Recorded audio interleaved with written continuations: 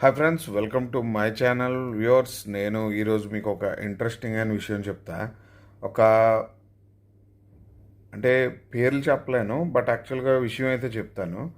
ఆ, ప్రముఖ నేత అనుకోండి, లేకపోతే ప్లస్ అంటే చాలా ప్రెస్టీజియస్ లీడర్ కి కార్ యాక్సిడెంట్ జరుగుద్ది. అది ఎందుకు జరుగుద్ది అనే క్యాల్కులేషన్ నేను మీకు చెప్తాను.